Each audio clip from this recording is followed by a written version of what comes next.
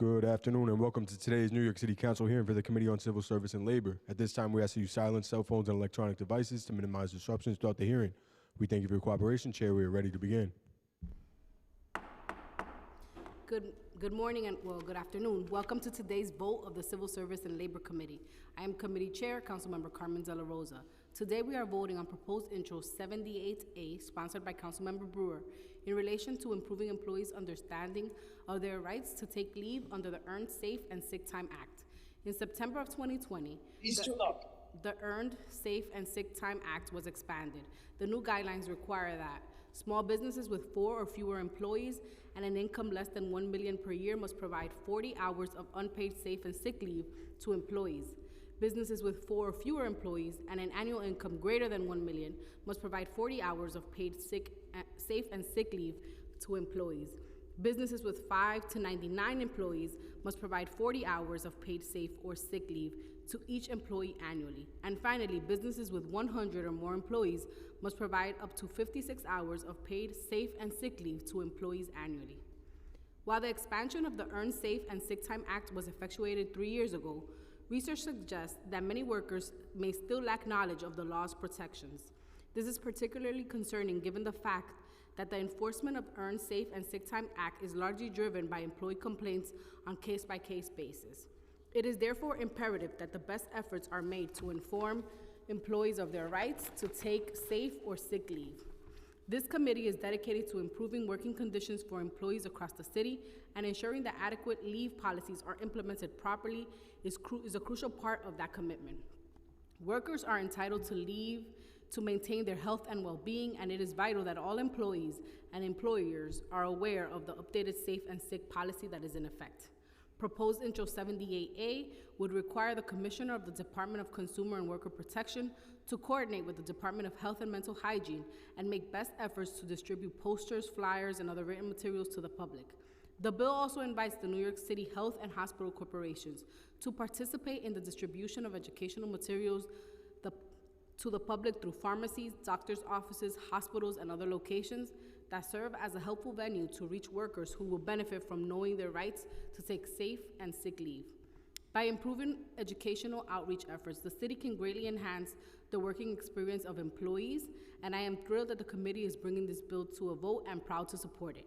I'd like to thank our committee staff, including policy analyst Elizabeth Arts and legislative counsel Ria Yasawara, the finance analyst Andrew Lance Lawless for their hard work in preparing for this vote. I also want to extend a thanks to my team, James Burke, Kiana Diaz, and Frey Familia. I now will turn to Councilmember Brewer for an opening statement in support of her bill. Thank you very much, Madam Chair. And I know that in 2017, the Temporary Schedule Change Act, as you indicated, was part of a council package of laws under the umbrella of the Fair Work Week and the Fast Food Worker Empowerment Bills. I remember, I think I was borough president at the time, going to a lot of discussions with fast food restaurants to get them to understand that most of the workers were families, individuals, not young people, not students, and they absolutely needed to be able to pay the rent and provide for their families. And one way to do that was not to have unpredictable scheduling abuses, which were widespread. And the council addressed that, especially because so many of the workers in this sector, retail and fast food and restaurant, are low wage. I think we all know that CSS, Community Service Society, and a Better Balance. These are topics that they focus on, and every year they do reports. And I think the problem between the issue of the scheduling, and then, as you know, we're also passing the bill today to talk about education of paid sick time, a topic that I feel very, very strongly about. People don't know about them. They're unaware of their rights. And we know that the work of real change doesn't end with the passage of any law.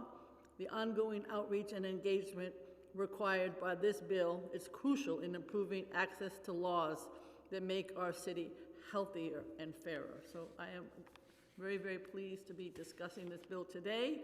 I certainly want to thank everyone who worked on it, but particularly Shula, Warren, Pooter from my office. Thank you very much. Thank you, Councilmember Brewer. I will now turn it to the clerk to call the roll. Good afternoon. William Martin, Committee Clerk. Roll call vote. Committee on Civil Service and Labor. Proposed introduction 78A. Chair De La Rosa. Aye.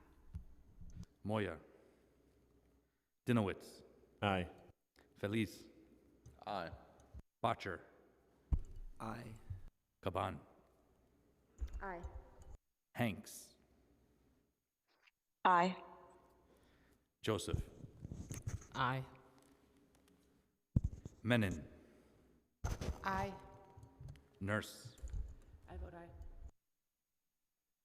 A vote of 9 in the affirmative, 0 in the negative, and no abstentions. Item has been adopted by the committee. Thank you so much for coming. Congratulations, Councilmember Brewer. The meeting is adjourned.